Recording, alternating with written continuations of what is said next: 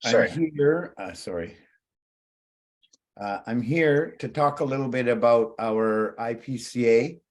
I don't have, well, I shouldn't say that I don't have. I have Barb here, John Bones, who generally works with us in the coordination of many aspects of our IPCA, is not here this evening. But after this process, we're hoping to have a question and answers period, and we'll do our best from our level of skill around, depending on what those questions are, to answer those questions for you. Today, I'm going to share with you the work around Lull Bay and Hoya Sound area of our territory in Knight Inlet, which the work around the IPCA began in 2019. So it's been about 4 years in the work. The area that you see in the photo here is what we refer to as Lull Bay and Hoya Sound in English, and in our language, Gwaxdlala and Nalaxdlala. This is the area where we have declared our IPCA, and it covers some 10,614 hectares and involves watershed, ocean, watersheds, land, mountains, sky. It's all inclusive. I just want to say thank you to Paul Gray and the British Columbia Marine Trails Association for inviting me to speak of this work, which has great significance for our Mamalilikulla people. Next slide, I think. I'm just going to move our faces so that I can see the slides. Sorry. Okay, so this presentation will cover location, values, and activities, the Mamalilikulla IPCA declaration, implementation, successes, reflections, and next steps, working with the British Columbia Marine Trails Association, and at the end, we'll have an opportunity for questions and answers. So what you see here is, so I've kind of structured this talk to tell you about Mamalilikulla and the IPCA features, the planning we have been doing, and the successes so far in our journey. I'll also touch upon some of the work we've been doing with the British Columbia Marine Trails Association, and that we hope to achieve through this, the stuff that we hope to achieve through this work. You'll soon see that our approach, as I mentioned, has been to view the marine areas as part of a single integrated system that includes our adjacent watersheds. I think this is the slide I'm supposed to be on now, so don't move it, please, Cameron. Here you'll see the location of Gwaxdlala and Nalaxdlala. I call this, if you see the inset, it looks like a Canadian flag. It's just kind of our own little Canadian flag, our first attempt at reclaiming our territory. It's about 70 miles east of Alder Bay or Telegraph Cove. And those communities are about 200 kilometers north of Campbell River by road.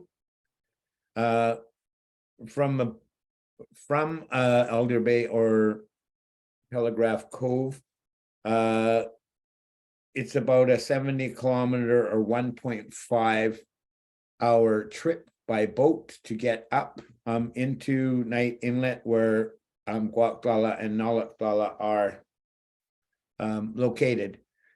We often have guardians and other parties leaving from our village at Village Island, and it's about 45 kilometers from there to get up into that territory. We know it's a long and not so leisurely paddle by kayak, so we don't really get to see the people that you work with in our territory often. So the inset there, this gives you an idea of the size of the landscape and water features of the IPCA. As I said, it's about 10,614 hectares and includes the Lull and Hoya watersheds and their adjacent marine areas. Due to the slope of the and the slope steepness and the thin soils, the area has mapped about 18 landslides. I was up there in a helicopter yesterday, and I'd have to say that there appears to be other slides that have happened since we flew in there in December of 2021.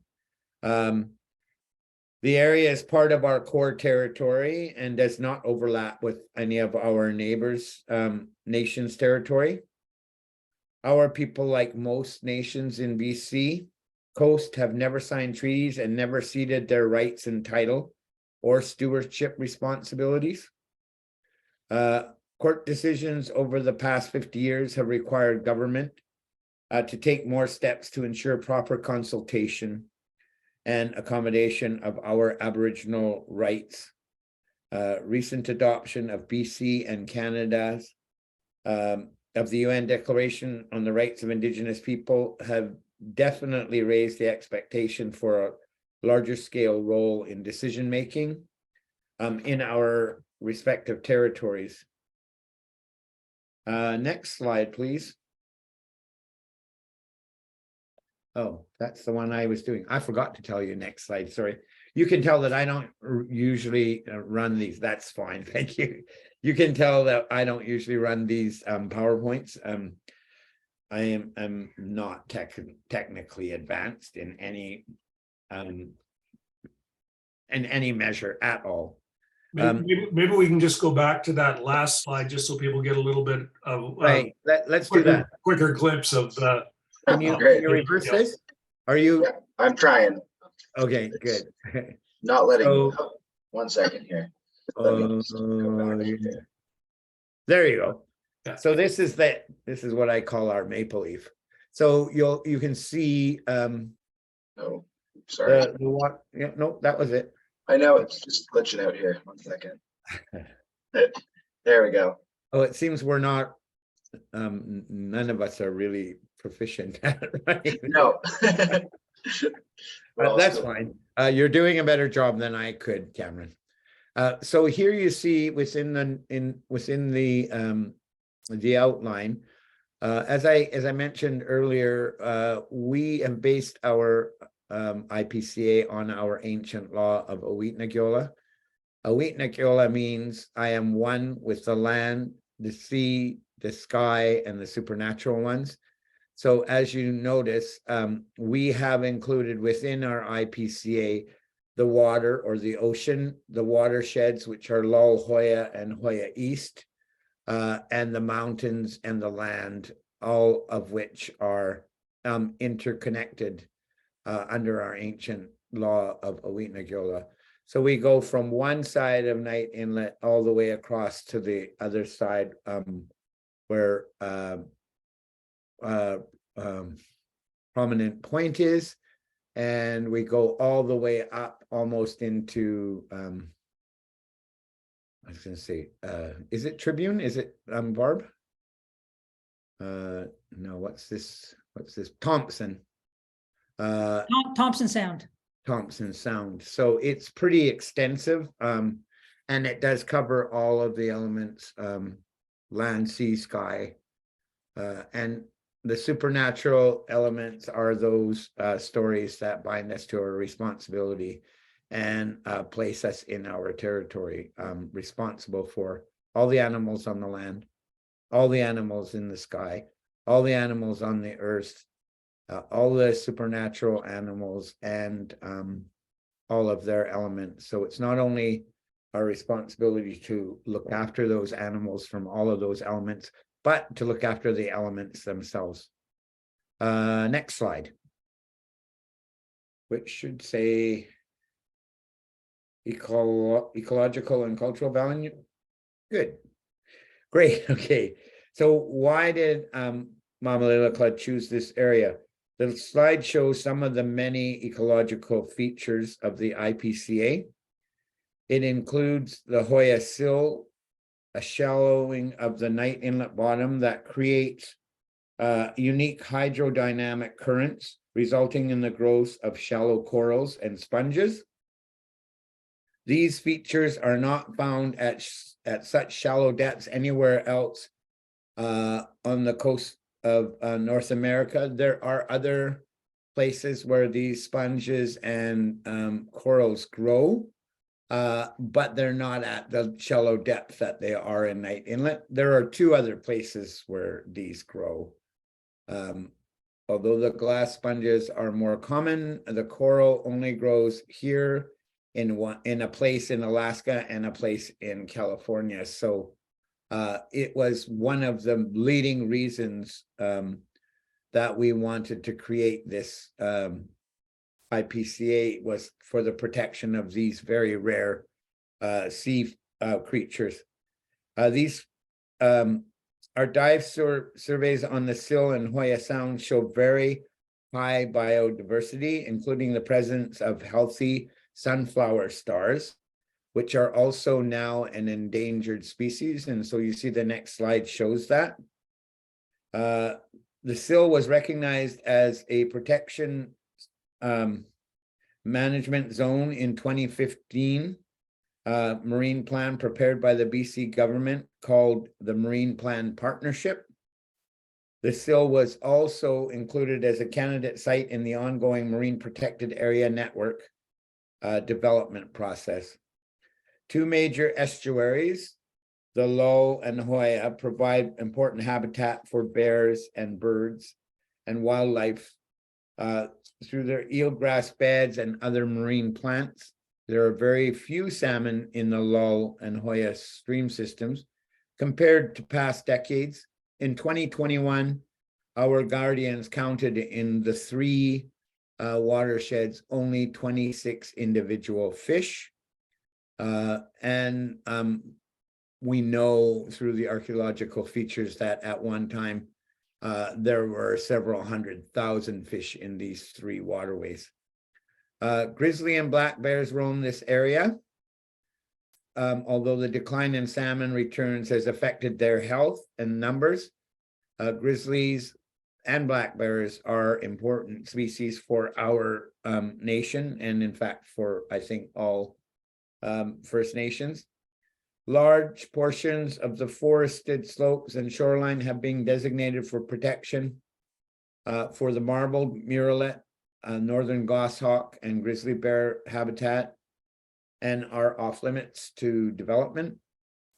The IPCA contains rich archaeological evidence, including culturally modified trees, as well as ancient fish traps. And there's actually quite a significant fish trap in the Lull Bay area. And through some of the restoration work that we've been doing just recently, if you look on the very bottom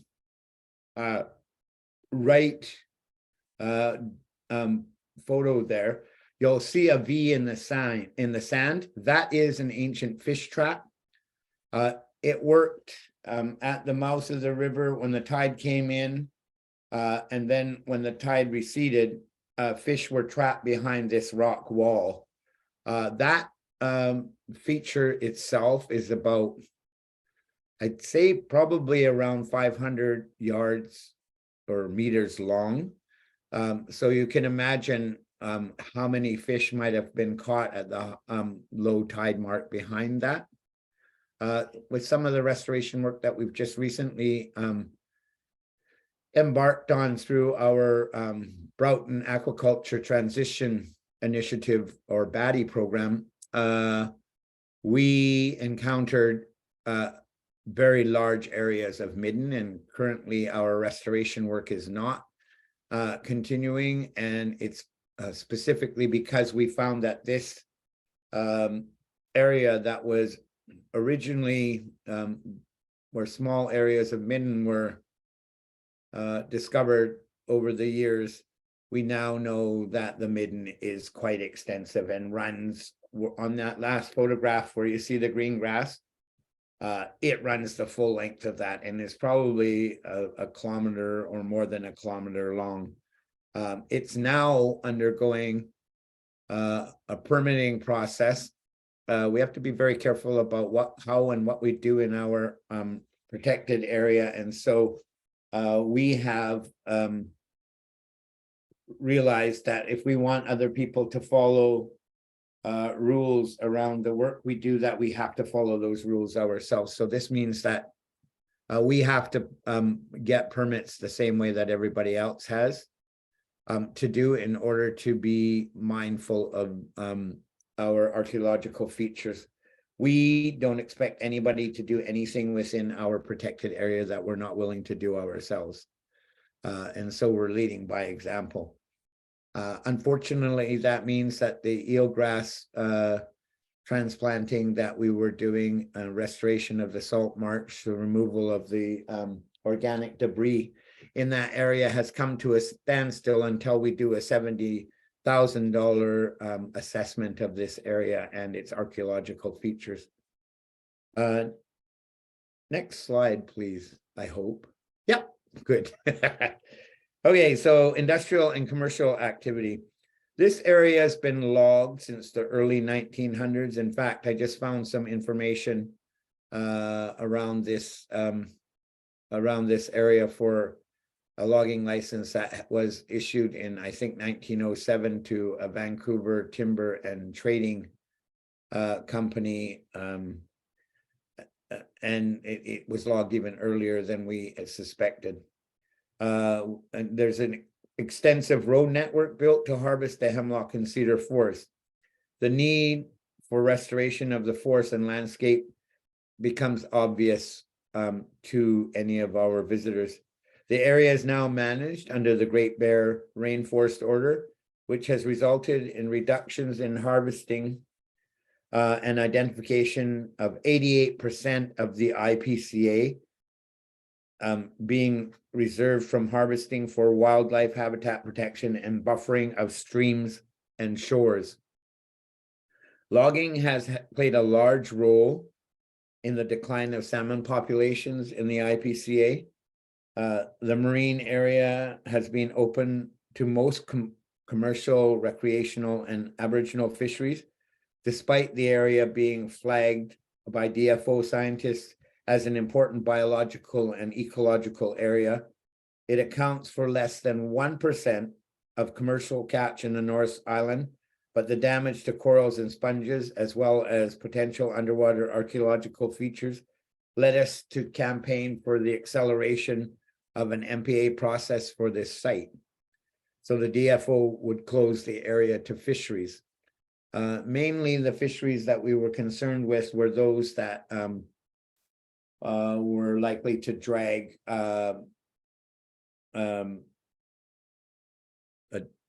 hooks or nets or traps across the corals and the sponges. Some of those corals are immense, and we don't know exactly how old they are, but we would say that they're several centuries old because of the size of them. In the IPCA watersheds, there are active trap lines, commercial recreational tenures, and log sorting and handling sites, as well as recreation reserves.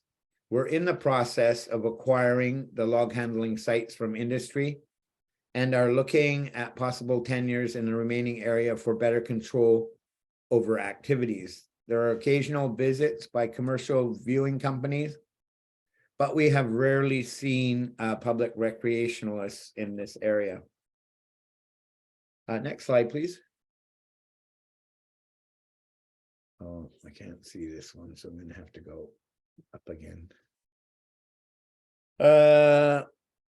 Mamalilikulla is one nation in a larger group known as Kwakwaka'wakw. Our territory is in northern Vancouver Island in the Queen Charlotte region and extends to the mouth of Knight Inlet and into the west and south of Broughton Archipelago. Village Island is our main winter village. In our language, it's referred to as Mimquimlees, and Mimquimlees refers to the little islands at front It means round things in front. In the first picture that you have there are members of the Mountain family standing in the remains of the house posts and crossbeam of the old man Harry Mountain's father Nagye's house during the potlatch in 1921, where the RCMP and the Indian agent raided a wedding potlatch and our chiefs were jailed. This house was in the process of being built. The stipulation by the Indian agent and the government was that you had to give up your regalia and practice and promise not to practice your culture, and you wouldn't be persecuted. A number of our chiefs refused to do that. Consequently, they ended up in jail for various periods of time for dancing, singing, and giving away property. The people that are in this picture in the far left are descendants of that man, Nagye, who was Harry Mountain's father. If you look at the next picture, that is a picture before 1893 when the whole village burned in an incident when there was an old couple in the village, and in the summer they were brought, I think, 600 pieces of fish, food fish. They were the only ones in Village Island at the time, and they set about preserving the fish so that it wouldn't spoil. It was a hot, particularly hot summer in 1893. The grass caught fire and the houses burnt. 4 of the 28 houses survived because the wall boards were taken off and there was a break in the fire where that happened. But 24 of the 28 big houses that were there perished in the fire in 1893. The only house to be, the only one who attempted to rebuild a big house is the frame that you see there, and it was in mid-process in 1921 when the big potlatch bust happened. And to continue to build it would have meant that you were practicing your culture, and then you would therefore be persecuted for and prosecuted for doing that. So it never was finished. The other houses, one at one end, one at the other end, and 2 in the middle, went on to function pretty much as shells and communal houses where people lived. But in stormy weather, they still continued to practice their culture. Our word for police in our language, tsukila, means that they never sleep, and it's in reference to the fact that they would raid our potlatches night and day, and in isolated villages when the weather got very bad they couldn't get there, so that's when potlatching happened. The next picture is a group of people from the Dawson family. The bottom left picture is barbecuing sockeye salmon in our traditional manner. The middle picture is a picture of a grizzly bear dance. And the picture on the bottom right is a picture of the gathering that we had on May 5th of 2019. Our people left Village Island some 51 years ago now. In 1972, the last family left due to various factors. There wasn't clean water there. There was no electricity. There was no school. And you had to go across rough water in all kinds of inclement weather.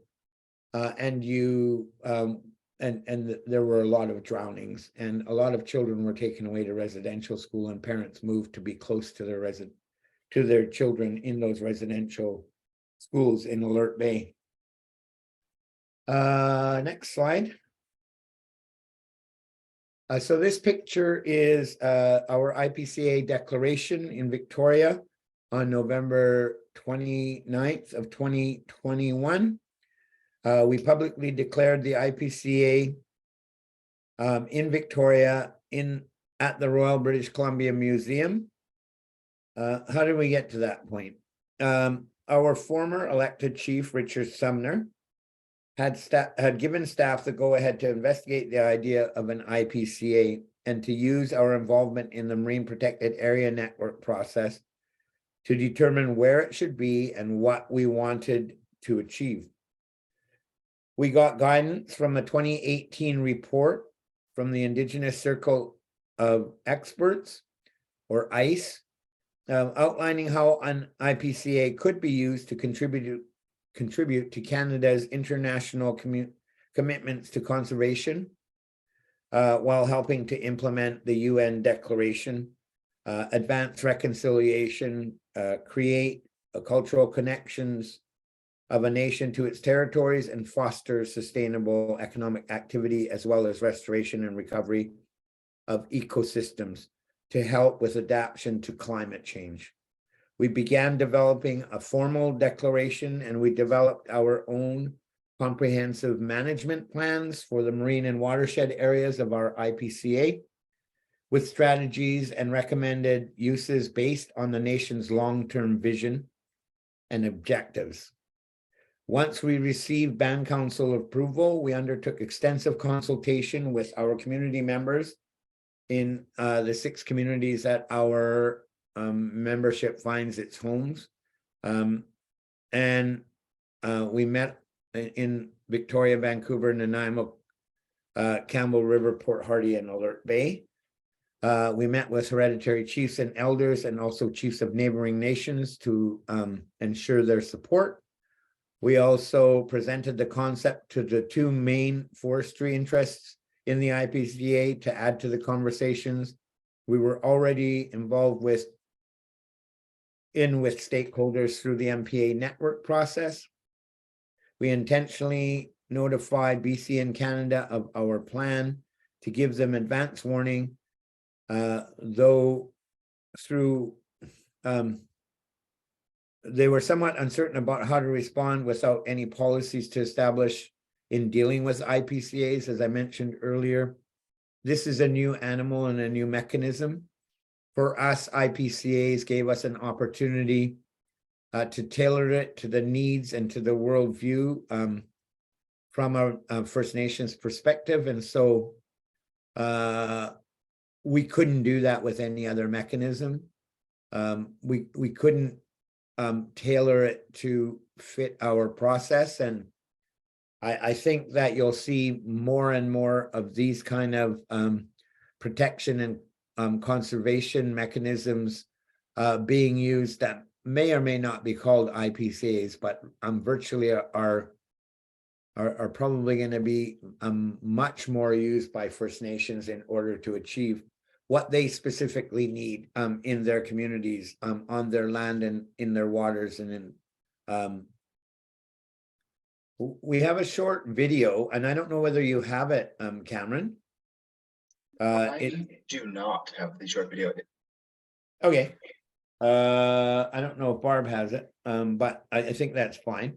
Next slide, if you don't mind.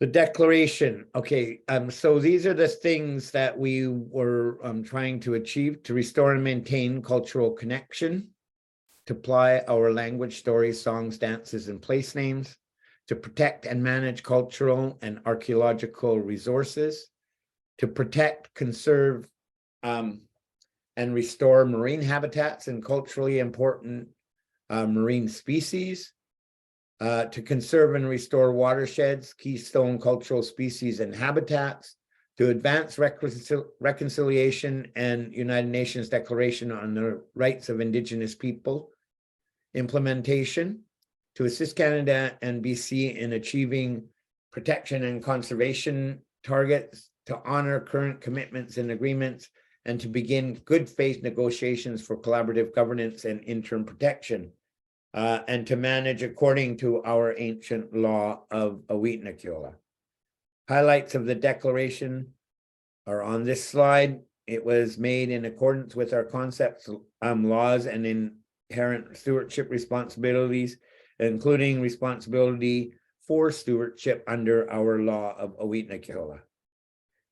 It is made pursuant to Section 65 of Canada's Constitutional Act and reinforced by United Nations Declaration on the Rights of Indigenous People. It confirms our commitment to restoring and maintaining ecological health and natural balance for sustainable cultural, traditional, and economic uses. It reflects our commitment to advancing reconciliation with Canada and British Columbia and their implementation of the United Nations Declaration on the Rights of Indigenous People. It calls on Canada and British Columbia to begin to fulfill good faith negotiations for co-governance of the IPCA, including joint decision-making in planning, ongoing management, research, monitoring, enforcement, and restoration. Next. Oh, so if you just look here, we have a photo of the lull at pretty low tide, I would say. If you look up on the shore just before the tree line there, you'll see a dark area. This is on the other side. That dark area is actually sawdust from logging operations, and it's as deep as 2 feet organic waste. It was what helped us to discover the extent of the midden in this area, which is called Gwaxdlala. We were set to restore those salt marshes to remove the organic waste. And in the process of doing that, we were going to build a trail for a small quad to haul that waste up to landing further to the left of the lull. In that process, if you notice at the top, there are a number of rogue logs that drifted away from logging operations, and they've rolled up on the part of the removal was to include removing those logs. And when they started to remove those logs, they realized that they were actually doing it over top of a midden. That midden, we now know, goes from the extreme left all the way around to the extreme right where it comes out of the bay. We knew there were small areas of midden, but we had no idea the extent of the midden that was there. In May of 2022, we held a dedication at Gwaxdlala Nalaxdlala, bringing over 70 band members, neighboring chiefs, and special guests for a powerful ceremony. This event was very effective in drawing attention to our efforts and to the issue of quicker protection of Hoya sill, corals, and sponges. We began work with BC to develop a joint management plan using our own plan as the starting point. This plan is nearly complete. We were able to make headway with BC in setting up Land Act withdrawal notice in early February that does not allow new applications for licenses or leases unless they are consistent with the joint plan and a collaborative management body for the IPCA. We're now working to get that body set up using a formal agreement. Next slide, please. Oh, so I think you can go back. So these are the implement successes that we've had. BC government letter of intent on site dedication, which happened on May 5th of 2022. Joint plan development with the BC government, BC Lands Act withdrawal notice, joint risk assessment and marine refuge designation, fish closures and fishery monitoring support, media support, and funding access. Next slide, I think. Oh, well, you can look at us for a while I explain the other portion of this. So DFO finally began working with us, seeing the potential to use the IPC area as an example of collaborative work in the MPA network. This resulted in a joint assessment of potential risks to the conservation objectives of the IPCA marine area and a decision to announce the marine area as the first marine refuge under the MPA Network's action plan, we were very pleased to announce the refuge at the International MPA conference in Vancouver with federal fisheries ministers Joyce Murray and BC Minister Nathan Cullen. The refuge designation by DFO resulted in a DFO fisheries closure and protection for the Hoya corals and sponges. We've since entered into a funding agreement for our guardians to monitor the area for compliance with the fisheries closures. At this time, we've had a great support from the media and from many conservation and recreational groups. As we moved along this path, we have had success in getting some grant funding to enable us to develop our plans and to negotiate with BC, develop a business plan for what we need to do in the IPCA, and to begin to take a stronger monitoring role with our guardians in the area. Currently, as I explained earlier, it's quite a distance to go from Village Island, where our guardians are housed during their shifts, up to Village Island, but they go up there a couple of times now each week to go and do the monitoring. Marine Refuge comes with its own set of new tasks that the guardians are going to have to take on. I'm not sure how much anyone here knows of the guardians, but right now their ability to enforce is not there. We know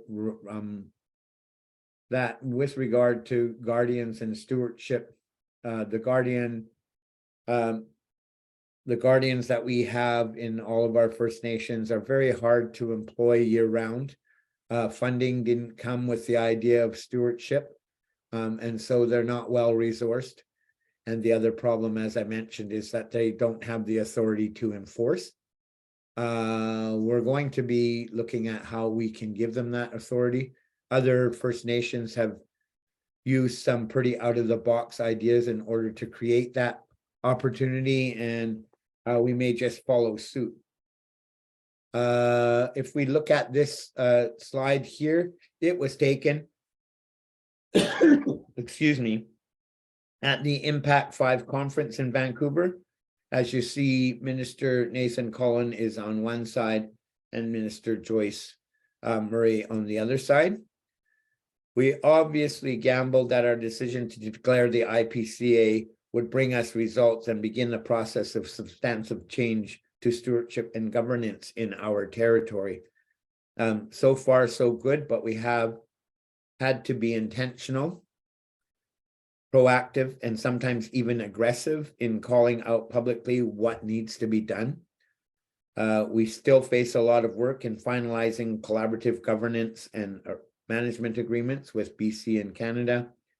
We still face hurdles getting the funding we need for critical infrastructure and services that will allow our guardians to more frequently monitor the IPCA.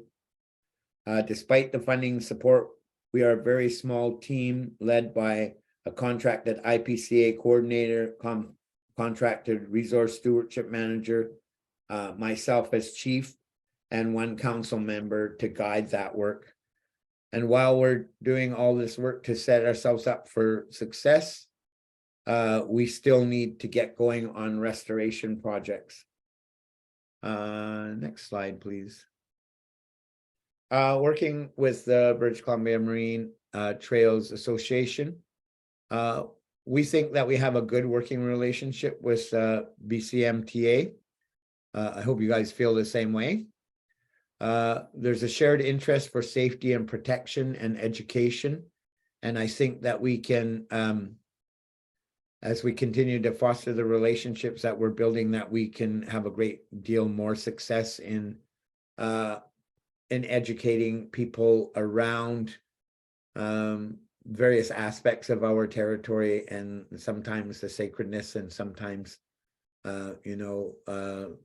the necessary steps that we need to take to protect and keep these beautiful places for our descendants. The picture that you see behind here goes down into Hoya Sound, right behind where you see the word relationship there. That's where we have we currently have a dock and a ramp leading up to the land, and we're just in the process of trying to put some temporary housing on our float there so that when the Guardians go up, the weather tends to get fairly rough around 3 o'clock in the afternoon, and sometimes too rough for them to be traveling back. And so we want to put a base up there where people can actually stay if they need to overnight.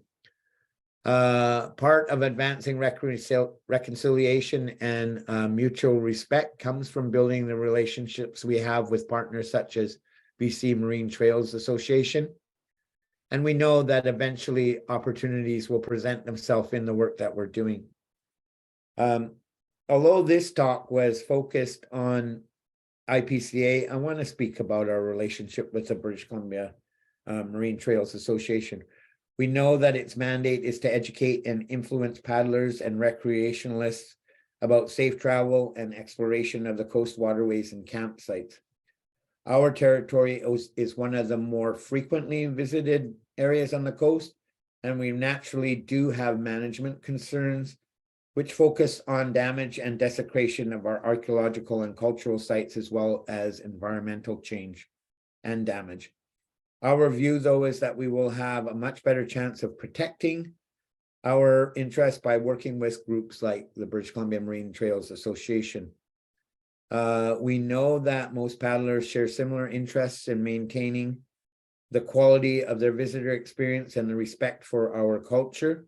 We're working with BCMTA to promote our visitor protocols, show areas on the maps that are sanctioned for use by paddlers, and work towards a visitor registration or notification system and possible voluntary fees to support our Guardian programs. We're working with the BC Marine Trails Association to distribute educational materials on the cultural features they may encounter and their legally protected status. We like to think that our Guardians are available to assist paddlers in need, to give them insights in our territory and our cultural protocols and traditions. We know that considerable interest exists in visiting Village Island, and our plan is eventually to provide additional cultural educational opportunities to our visitors.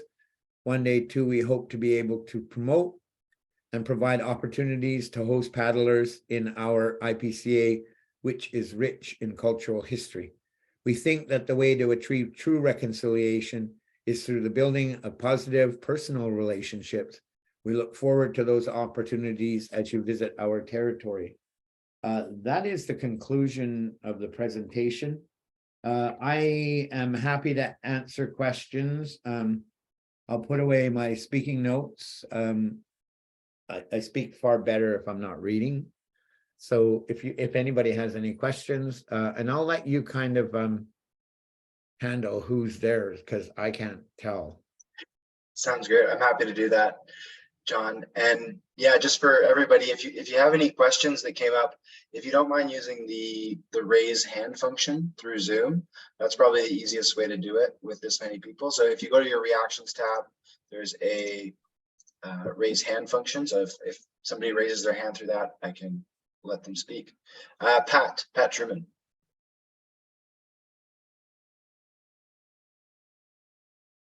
Oh, you might need to unmute yourself. Thanks. Push the wrong button. Thanks, John, for that really interesting presentation. I was curious what of the out-of-the-box actions that you were considering that others have done for the guardianship. Well, we're aware that in Kitasoo, for example, that they put their some of their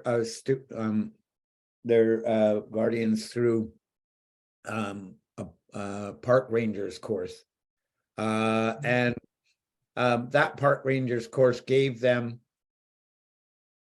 the authorization to enforce in in some ways. I don't think that it's the ideal situation. There was some great concern that that the course outline was very colonial and didn't fit well for Indigenous people. It wasn't Indigenous friendly. And fortunately for them, they were looked to for assistance in developing a program that was more Indigenous friendly. And so they apparently had a very low success rate in order to pass that course. But after they looked at the criteria and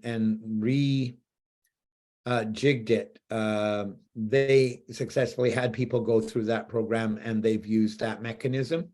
It's one way, without actually establishing and making a core group of people and a mechanism that trained them and gave them authority. Outside solutions like Coast Guard training or parks manager training, where there already is a mechanism in place to regulate and gives authority, is the only other way. There are other mechanisms that have been recently brought to our attention, which don't actually enforce, which don't actually give authority or enforce, but there are such things as cultural conservancies where you can place them over areas of your territory and nobody's allowed to leave the boat. They're not allowed to go on the land.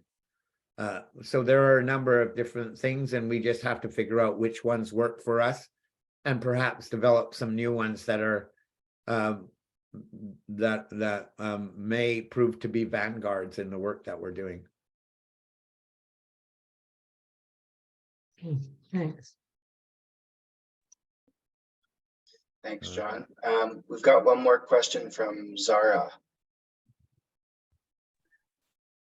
Hi there. Thanks for your presentation. That was really interesting and really informative. I'm just curious about how you're thinking about stewardship into kind of future generations. And I was just wondering if the nation has any like youth on the land or kind of programs to connect youth to culture and territory, and if there's any connections between the guardians and kind of younger youth and how you're thinking about training future guardians and that kind of thing. So we belong to an umbrella organization which creates a lot of opportunity for training, and a lot of that training is cultural. We bring in people to teach them about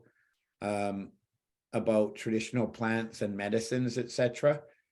Culture is an integral part of their training in this situation. And in terms of what we're doing, and I'm not sure if I explained, but some 51 years ago, when the last family left Village Island, they were dispersed to a number of communities. And the main communities where we have populations of people are Victoria, Vancouver, Campbell River, Nanaimo, Port Hardy, and Alert Bay. It's meant that our people have been dislocated and disassociated with culture for a couple of generations now.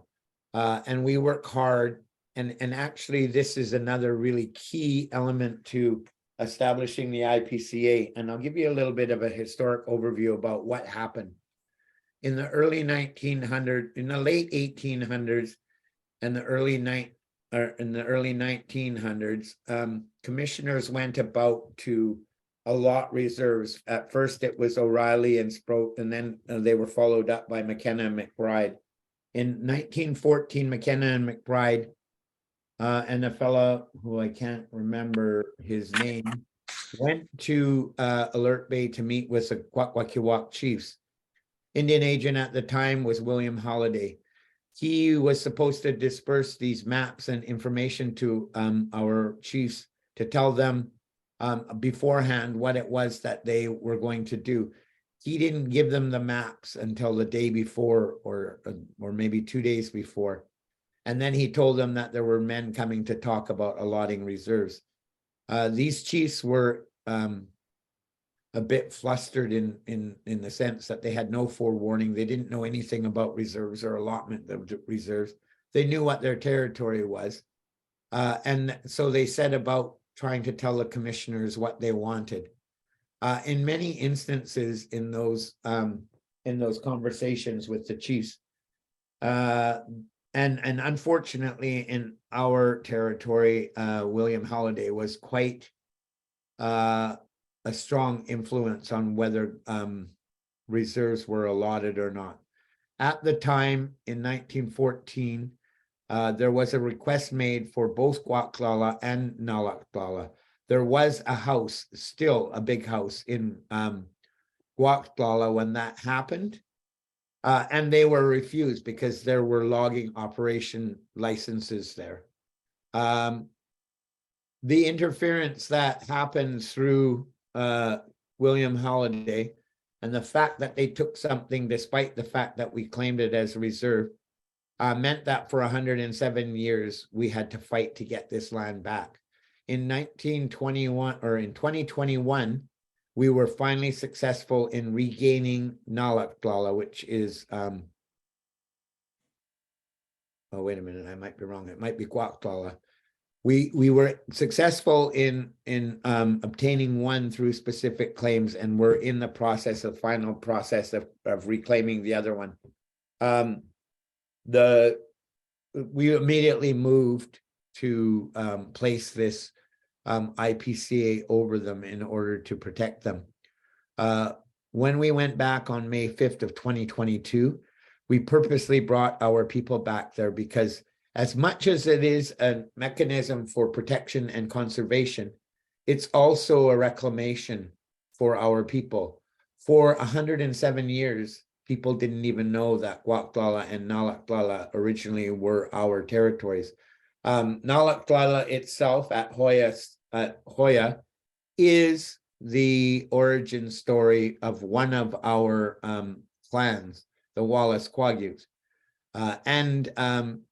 It's had incredible history with our people. In May of last year, for the first time in over 100 years, the Mamalilikulla people had a chance to eat, to sing, and to dance on that territory. So the reconnection is one of the things that we really want to accomplish through the work that we're doing. We did the same thing on May 5th of 2019. We brought 160 of our Mamalilikulla members to Village Island, our main village. There had not even been 160 people in that village when we left. I think the number was 145 inhabitants when the village was vacated from the early 60s to the early 70s. And so there were more people who went back there than people who had left there. For our people, 90% of our people up until May 5th of 2019 had never even been to Village Island. They had heard Village Island in conversations and they knew it was where they came from, but none of them had ever set foot on Village Island. And so a lot of the work that we're doing now in the Mamalilikulla, including a transfer of net zero transfer of knowledge facility that we're trying to build on another in another area or on another of our reserves, our language programs, and our book of traditional law that we're working with the University of Victoria's Indigenous Law program, and the information that we're collecting around uses and traditional names from our elders, and the ceremonies that we're doing to protect our ancestors from disturbance in our burial are all about reconnection and culture. And unfortunately for us as Mamalilikulla people, we have to situate that exposure to culture sometimes in several areas because of the dispersion of our people. So I hope that answers your question. I can't remember your name, but I know it started with a Z.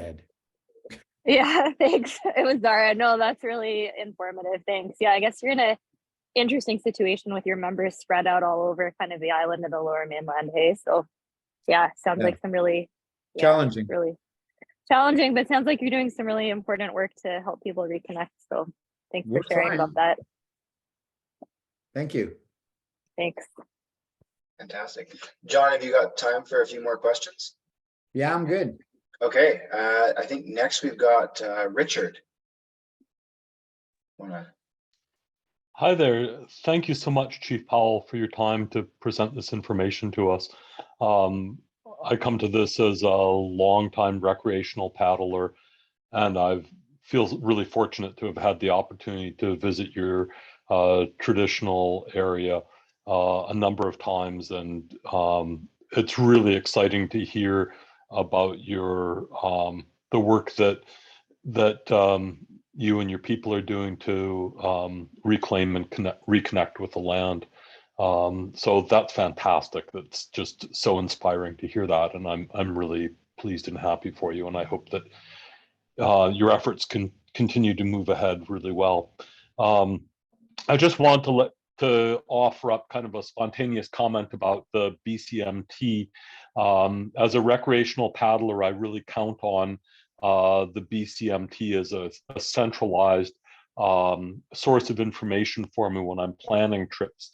I do long trips on the coast, and they're really the best source of information for me, and I think for a lot of people like me whom I meet. So I just want to pass that on to you and encourage any dialogue and information about how you would like to see recreational visitors travel through your land, visit sites in your territory. Bring that information to BCMT so that we can people like myself can visit your people's territory in the manner that you would like, and with due respect and care for your sacred places and for the places that you want protected and the places that you're comfortable sharing with us. Thank you. Yeah, thank you. We appreciate that. You could be an advertisement for BCMT. Yeah, I think we realize, we realize that our territory is vast, for one thing. We realize that the more eyes that are watching, the less likely that there's going to be disturbance where there shouldn't be disturbance, or behavior where there shouldn't be behavior. And I think that, in the end, we all benefit from protecting this wonderful territory. And I think that we have a certain responsibility already under our own laws to do that. But we also know that we are not going to be able to be out there all the time. And we know that providing materials and information and education from our perspective around how to visit our territory in a respectful manner will help us to have extra eyes, extra people that know what is considered appropriate and what isn't. And so I think that, it's a win-win situation, and we realize that. So thank you. Thank you, Chief Powell. Fantastic. If you got time for one or two more, we've also got I'm good. Jerry with a question. I'm good. I see Jerry. Okay, hi. Thank you, Chief Powell. Enjoyed your presentation. I'm on the board of directors of BC Marine Trails and have been involved with them for close to 30 years since they were originally founded. And I noticed at the beginning, it was as if the coast was just a bunch of kayak landing places and no First Nations living there. There was no mention of them in any of our newsletter. It was astonishing when you look back with hindsight, where we were 30 years ago. In the last few years, obviously, we've made a great deal of progress. I'm wondering if you could express what you're looking for from your standpoint for your relationship with the BC Marine Trails, what are you hoping to achieve with us? Because I understand what we're trying to achieve with First Nations broadly, but you're the first First Nation chief I've heard from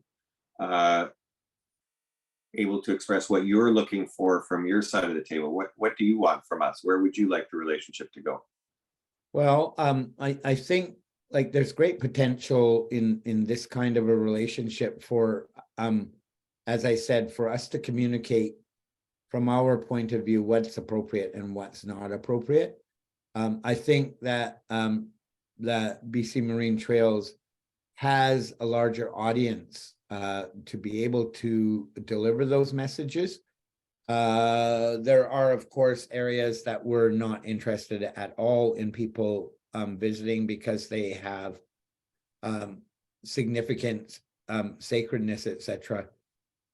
Especially when we're talking about burials in our territory that we've been told all of our lives as First Nations people, even though they're our ancestors, never to step on that ground unless you're there for a reason. And so those kind of things are really important for us to safeguard against our people's, against our ancestors being disturbed. You know, it's all very fine to take pictures of nature. It's not fine to take pictures of the skulls of our ancestors. It's not fine to disturb their resting places. I don't think any culture would feel comfortable with that kind of behavior.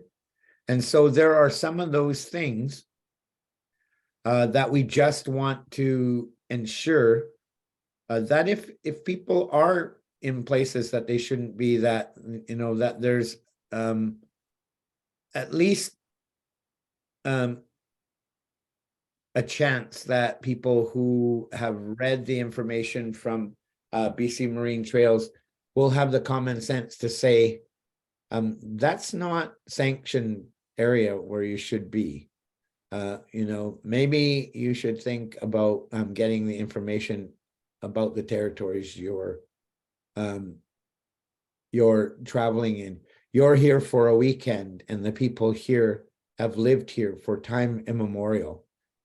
You wouldn't go into somebody's house and disrespect their house, and that's how we feel about people coming into our territory. If you're willing to come into our houses, if you're willing to come into our land, and you're willing to be respectful, and you're not damaging or desecrating anything, or using it for your own economic gain, then you're welcome. And if you're coming there and using our territory in order to meet your needs, and then we're not interested. You know, it's been going on for generation after generation in the years that we've been exposed to newcomers to our territory. And we didn't have mechanisms to be able to control it before. We were barely seen as human beings. That's changed. And we have voices, and now we're trying to align laws so that the whole system doesn't support a colonialized system that puts the First Nations people at the bottom of that order. And so now what we want to do is try to regain some of the respect that we have for ourselves, and to gain the respect that was lost through colonialism for our visitors. And so what we really want is respect. I think it's what everybody wants. And I think that partnerships and building and nurturing relationships is the answer to everything, not just to this, but to everything. Good relationships are what get results, and bad relationships rarely accomplish anything. So I'm constantly telling all of the people that I work with, it is about relationships. Everything's about relationships. And so ask Barb, she hears it every day.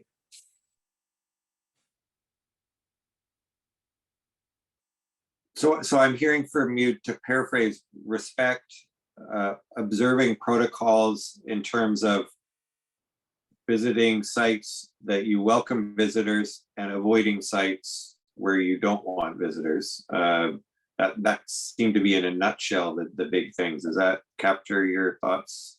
Yeah, and I think we have to consider that it's not only human beings that are using this land.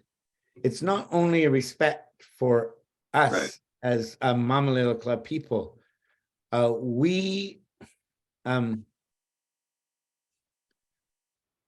believe in the Mamalilikulla that the animals on the land, the animals in the sea, the animals in the sky, and the supernatural animals are like our brothers and sisters. We don't feel higher than them, and we don't feel lower than them. We feel equivalent to them, and like them, or like us, they have rights. And so it's our responsibility in the whole bigger picture to protect those rights. And so it's not just how you respect us as Mamalilikulla people. It's how, by extension, you respect the killer whales and the wolves and the bears and the salmon and the oolakins and every animal that you encounter when you're there. That's our worldview. And it's inclusive and it's extensive. And that's what we want our visitors to understand.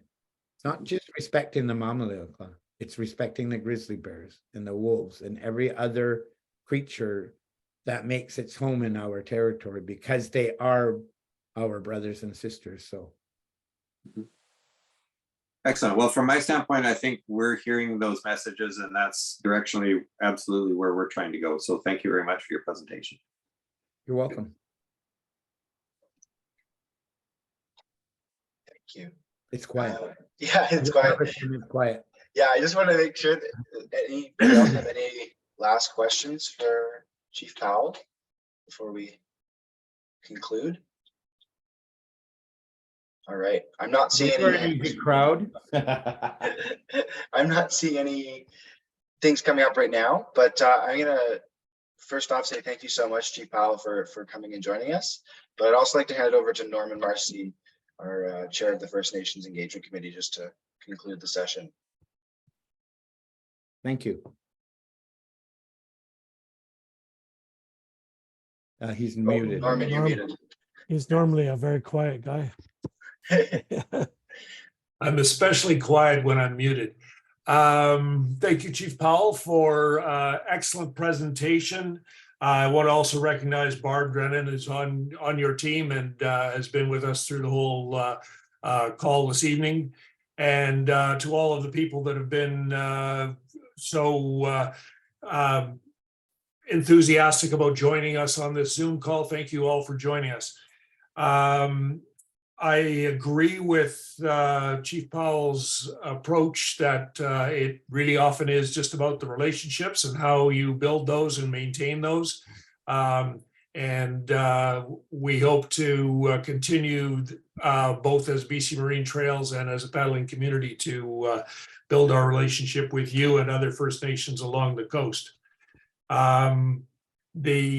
It's inspirational to see Indigenous protected and conservation areas, and you and others along the coast are being leaders in that, and it serves conservation, it serves recreation, most importantly it serves reconciliation and reassertion of your interest, rights, and title on your lands, and we want to be as supportive of that as possible. And I want to really emphasize for all of the people on the call and thank you for explaining Gwaxdlala. Sorry, I butchered that. I've actually practiced in my mind a number of times the law of everything as one, and the land and the sea and the sky and the animals and the supernatural animals and how we interact with that and how we need to respect that. I appreciate your informing us and teaching us about that this evening. With that, I'd like to thank you all again. If any of you see yourself contributing to the First Nations efforts here, I'm sure that Mamalilikulla would appreciate contributions to their guardianship program. And as a paddling community, if you see yourself doing that, that would be great. And if you are so inclined, BC Marine Trails always needs support to continue this kind of work here and in other places along the coast. There are about 70 odd First Nations on the coast, and we have so far been engaged to some degree or other with about 30. And there are emerging relationships with many of the others, and we'll continue to build those efforts as the year continues this year and as we continue our efforts in the coming years. Thank you, everyone. And I think that's about it. Thanks again, John Powell. Right. Hey, John, I think you're muted there. Any last words, John? Just see you're moving your lips there. I am muted. Yeah, thank you for the opportunity to share. This is the end of my day, and I promise not to touch any paperwork after this. So thank you for sharing the end of my day with me. And we're looking forward to the relationship as it builds with BC Marine Trails. Thank you very much. Thank you. All right. Now, how do I get out of here? You can leave the meeting whenever. Yeah, thank you very much, everyone, and have a great rest of your Or dessert. Good night.